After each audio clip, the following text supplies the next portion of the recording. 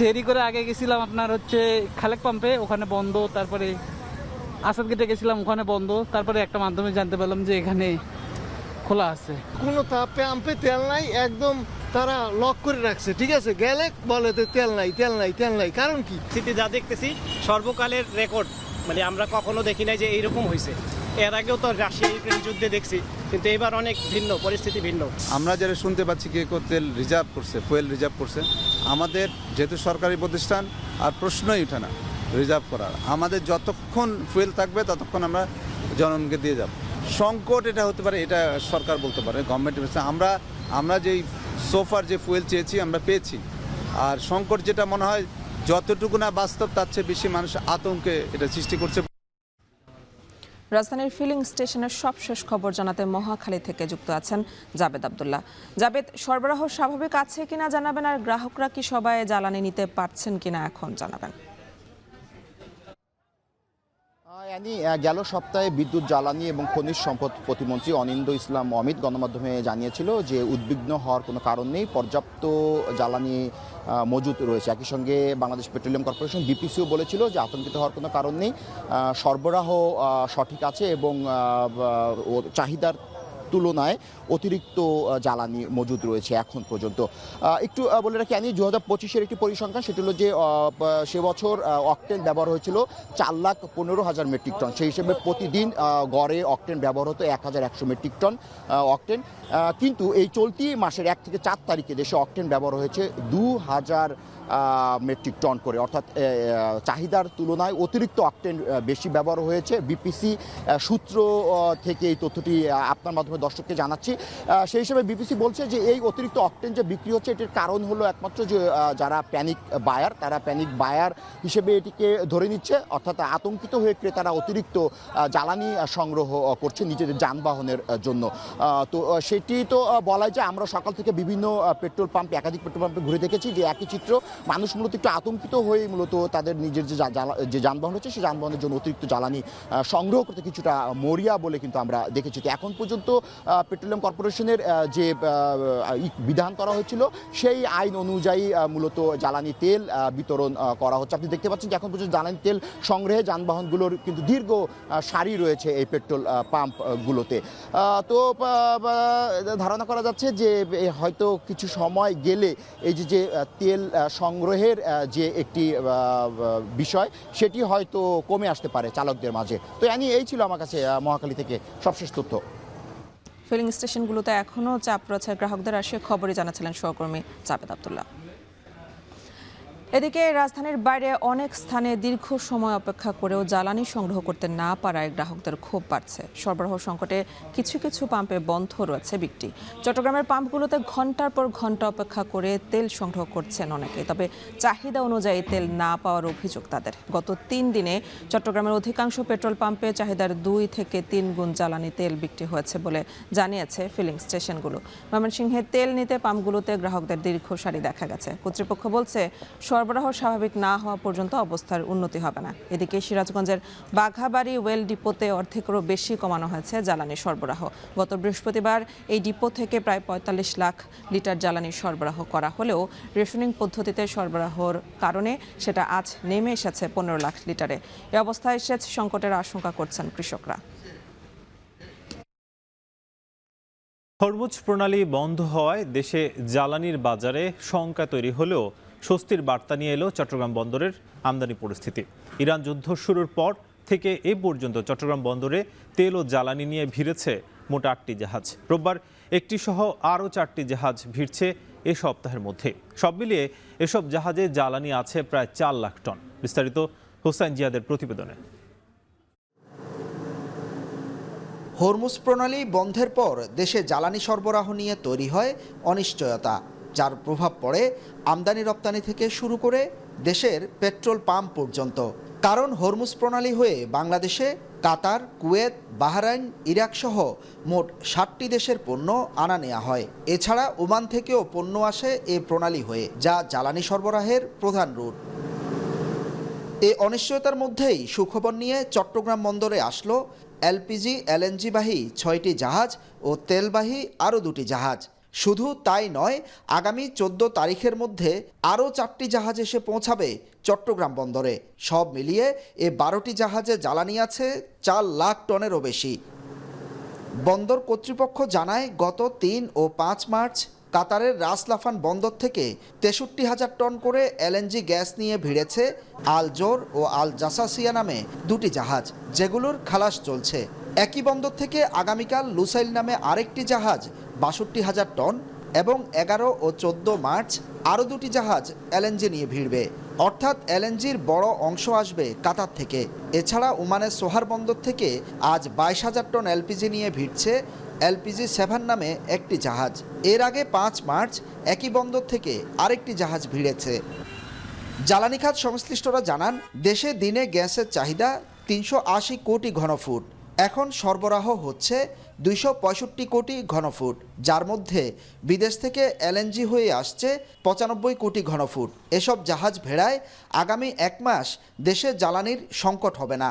তবে যুদ্ধ দীর্ঘমেয়াদে হলে সরবরাহ সংকট তৈরি হতে পারে। সংকট নিরসনে পাইপলাইনে থাকা 2টি জাহাজ দেশে আনার চেষ্টা করছে সরকার। এর মধ্যে সৌদি আরবের রাস তানুরা বন্দরে 1 লাখ টন ক্রুড অয়েল বোঝাই একটি জাহাজ আটকা পড়েছে। অপর জাহাজটি আগামী 22 মার্চ দুবাই থেকে যাত্রা করার কথা। এ 2টি জাহাজ আনতে কূটনৈতিক মহলে আলাপ চলছে বলে জানায় বিপিসি। হরমুজ প্রণালী হয়ে দেশে প্রতি বছর $600 কোটি পণ্য আমদানি রপ্তানি হয়, যার 80%ই জ্বালানি।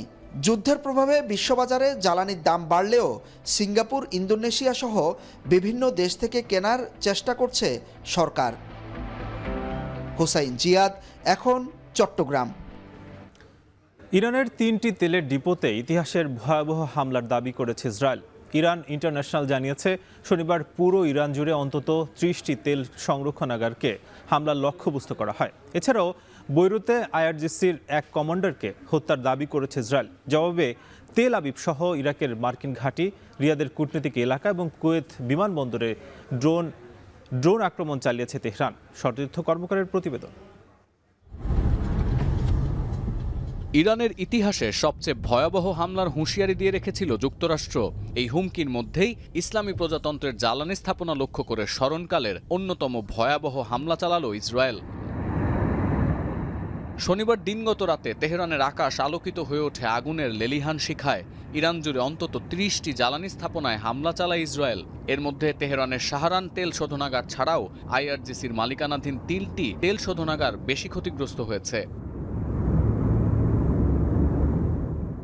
জবাবে যুক্তরাষ্ট্র ইসরায়েলের বিরুদ্ধে প্রতিশোধমূলক হামলা শুরু করেছে ইরানের বিপ্লবী গার্ড কর্পস। শনিবার রাতভর কয়েক দফায় তেল আবিব ও অধিকৃত পশ্চিম তীরে শত শত ক্ষেপণাস্ত্র ছুঁড়েছে তেহরান। হামলা হয়েছে ইরাক, বাহরাইন ও কুয়েতের মার্কিন ঘাঁটিতে।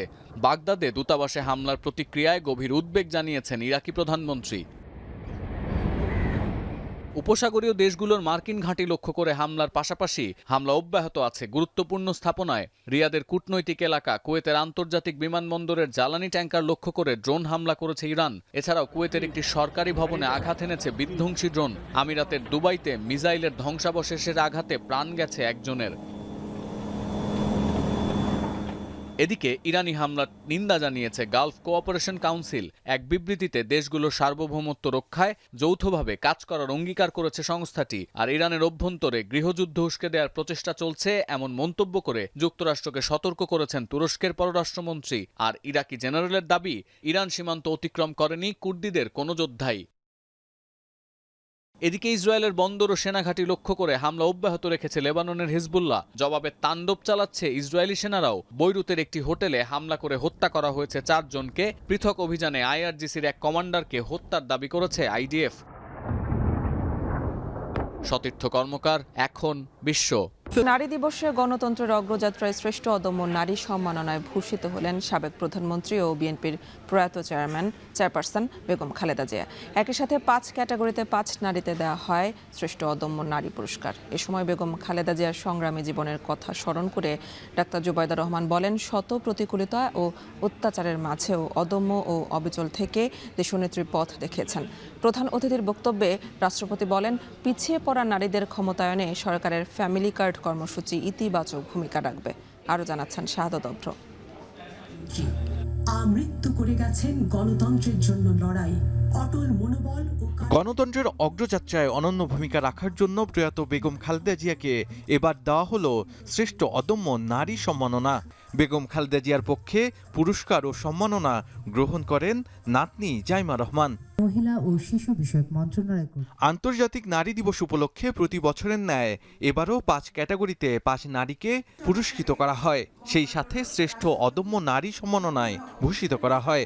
অর্থনৈতিক ক্ষেত্রে সাফল্য অর্জনকারী নারী নুরুন নাহার আক্তার, শিক্ষা ও চাকরির ক্ষেত্রে ববিতা খাতুন, সফল জননী নূর বানু কবির, নির্যাতনের দুঃস্বপ্ন মুছে ফেলে জীবন সংগ্রামে জয়ী নারী সমলা বেগম ও সমাজ উন্নয়নে অসামান্য অবদানে আফরোজা ইয়াসমিনের হাতে সম্মাননা তুলে দেন রাষ্ট্রপতি। রোববার সকালে রাজধানীর ওসমানী স্মৃতি মিলনায়তনে মহিলা ও শিশু বিষয়ক মন্ত্রণালয়ের আয়োজিত আন্তর্জাতিক নারী দিবসের অনুষ্ঠানে বিশেষ অতিথি হিসেবে উপস্থিত ছিলেন ডাক্তার জোবাইদা রহমান। এ সময় তিনি বেগম খালেদা জিয়ার সংগ্রামী জীবনের কথা স্মরণ করে বলেন, শত প্রতিকূলতা ও অত্যাচারের মাঝেও অদম্য ও অবিচল থেকে দেশনেত্রী পথ দেখিয়েছিলেন।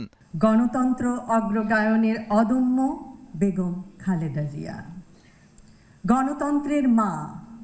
শত অত্যাচার অবিচারের ফলেও তিনি ছিলেন আপোষহীন, ধৈর্যে অবিচল। তার স্মৃতি চির অব্যয়, চির অক্ষয়, অমর। তার জীবন গুরুত্বপূর্ণ শিক্ষা দেয়। নারীর শক্তি তার দৃঢ়তায়, আর নেতৃত্বের শক্তি তার সাহসে।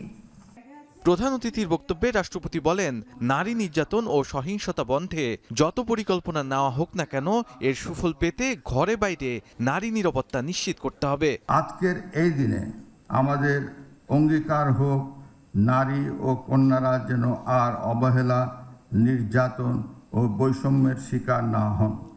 তারা যেন সমান সুযোগ ও মর্যাদা পান। আমরা এমন একটি বাসযোগ্য বাংলাদেশ গড়ে তুলব যেখানে প্রতিটি নারী নিরাপদ পরিবেশে বেড়ে উঠবে, স্বাবলম্বী হবে এবং নেতৃত্ব দিবে, যেখানে প্রতিটি কন্যা শিশু স্বপ্ন দেখবে এবং সেই স্বপ্ন পূরণের অফুরন্ত সুযোগও পাবে। পিছিয়ে পড়া নারীদের ক্ষমতায়নে সরকারের ফ্যামিলি কার্ড কর্মসূচি অর্থনৈতিক স্বাবলম্বী অর্জনে ইতিবাচক ভূমিকা রাখবে বলেও মন্তব্য করেন রাষ্ট্রপতি। শাহাদাত অফরো, এখন, ঢাকা।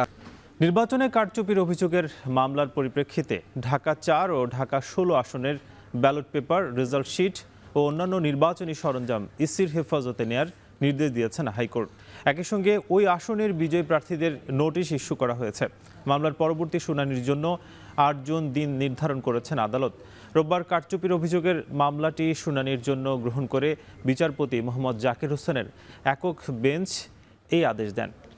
এর আগে নির্বাচনে কারচুপির অভিযোগ এনে হাইকোর্টের নির্বাচনী ট্রাইব্যুনালে মামলা করেন ঢাকা 4 আসনের বিএনপি প্রার্থী তানভীর আহমেদ রবিন ও ঢাকা 16 আসনের বিএনপি প্রার্থী প্রতিমন্ত্রী আমিনুল হক। তার আবেদনে ভোট পুনর্গণনার দাবি জানান।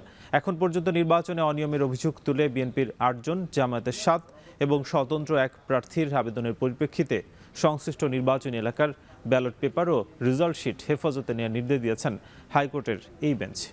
মির্জা আব্বাসকে নিয়ে মানহানির বক্তব্যের অভিযোগে করা মামলা আমলে নিয়ে এনসিপি নেতা নাসিরউদ্দিন পাটোয়ারির বিরুদ্ধে সমন জারি করেছেন আদালত। সকালে ঢাকার চিফ মেট্রোপলিটন ম্যাজিস্ট্রেট আদালতে মামলার আবেদন করেন রমনা থানা বিএনপির সভাপতি আশরাফুল ইসলাম। এরপর সেই আবেদনের উপর শুনানি হয়। শুনানি শেষে মামলাটি গ্রহণ করেন আদালত। ঢাকা 8 আসনের নির্বাচনে প্রতিদ্বন্দ্বিতা করেন মির্জা আব্বাস ও নাসিরউদ্দিন পাটোয়ারি। ভোটের মাঠে কথার লড়াই সামাজিক মাধ্যমে তার প্রতিদ্বন্দ্বী প্রার্থী মির্জা আব্বাসকে নিয়ে করা বেশ কিছু মন্তব্য ভাইরালও হয়। এবার জাতীয় মানসিক স্বাস্থ্য ইনস্টিটিউটে হঠাৎ পরিদর্শনে গেলেন স্বাস্থ্যমন্ত্রী, প্রতিমন্ত্রী। এ সময় চিকিৎসকদের সময় মতো উপস্থিতি, রোগীদের বেডে ছাড়পোকা, মানহীন খাবার সহ নানা অব্যবস্থাপনায় ক্ষোভ ঝাড়লেন তারা।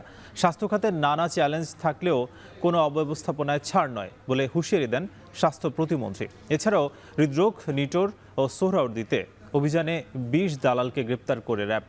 আরও জানাচ্ছেন মিয়া আমিরুল। রোববার সকাল 9টার পরপরই হাসপাতালে হাজির স্বাস্থ্য মন্ত্রণালয়ের মন্ত্রী প্রতিমন্ত্রী।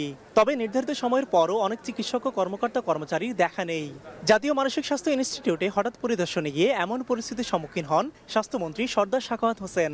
প্রায় 1.5 ঘন্টা ঘুরে দেখেন হাসপাতাল। এ সময় মন্ত্রী প্রতিমন্ত্রীর কাছে বিভিন্ন অভিযোগ তুলে ধরেন রোগী ও স্বজনরা। এখানে যতগুলো ওষুধ লেখা দেয় সবসময় অতগুলো ওষুধ পাওয়া যায় না। হাসপাতালে রোগীদের বেডে ছারপোকা, মানহীন খাবার পরিবেশন সহ নানান বিষয় দেখে ক্ষোভ ঝাড়েন স্বাস্থ্যমন্ত্রী। এ সময় আক্ষেপ করে বলেন, কতজন চিকিৎসক অনুপস্থিত তা সরজমিনে এসেও জানা গেল না। সবচেয়ে খারাপ যে কয়জন ডাক্তার আজকে অনুপস্থিত এটা জানতে পারলাম না, এখন পর্যন্ত বলতে পারে না, দিতে পারেন না। ডাক্তার দেরিতে আসে, এটা খবর রাখে না। এই জন্য আমরা বলেছি আমরা নেক্সট উইক আবার যে কোনো দিন 8:30টার সময় এসে দাঁড়ায় থাকবো, ফিজিক্যালি দেখবো কয়জন ডাক্তার আছেন বা কয়জন ডাক্তার নেই। স্বাস্থ্য খাতে নানা চ্যালেঞ্জ থাকলেও কোনো বিষয়ে ছাড় না দেওয়ার কথা জানান স্বাস্থ্য প্রতিমন্ত্রী ডাক্তার AM মুহিত। জনগণ তারা যদি তাদের অধিকার যে সেবাটা পাওয়া সেটা সঠিকভাবে না পান, মাননীয় মন্ত্রী মহোদয় এবং আমরা জানিয়েছি যে আমরা আবার আসবো প্রয়োজনে এবং নিয়ম অনুযায়ী যা যা ব্যবস্থা নেওয়া যায় সব ধরনের অব্যবস্থাপনা দূর করার জন্য আমরা সে ব্যাপারে পদক্ষেপ নেব। এদিকে রোগী ও স্বজনদের বেশিরভাগ অভিযোগ মেনে নিয়ে দোষ স্বীকার করতে দেখা যায় জাতীয় মানসিক স্বাস্থ্য ইনস্টিটিউটের পরিচালককে। পেশ কন্ট্রোলের যে দায়িত্বে যে কন্ট্রাক্টর দেওয়া আছে নিয়োজিত, তার সঙ্গে স্যার কথা বলছেন, মন্ত্রীর মধ্যে কথা বলছেন। তো উনি উদ্যোগ নিচ্ছেন, ওনাদেরকে আমরা বেশ 2-3 মাস যাবতীয় বিল আটকায় রাখছি ওনাদের কাজ ঠিকমতো না করার কারণে। অন্যদিকে রোগীদের হয়রানি এবং দালাল দৌরাত্ম্য কমাতে অভিযান চালায় র্যাব। হৃদরোগ, নিটোর ও সোহরাওয়ার্দী হাসপাতাল থেকে 20 জন দালালকে গ্রেপ্তার করা হয়। আমরা বিভিন্ন সরকারি হসপিটালে যে সকল দালাল চক্র রোগীদের হয়রানি করে বা রোগীদের সাথে প্রতারণা করে, এমন দালালদের বিরুদ্ধে আমরা গোয়েন্দা নজরদারির মাধ্যমে তাদের তালিকা তৈরি করছি যেন তাদের বিরুদ্ধে আইনগত ব্যবস্থা নেওয়া যায়। ভবিষ্যতে এ ধরনের অভিযান অব্যাহত রাখার অঙ্গীকার করেন বাহিনীর সদস্যরা। মিয়া আমিরুল, এখন, ঢাকা।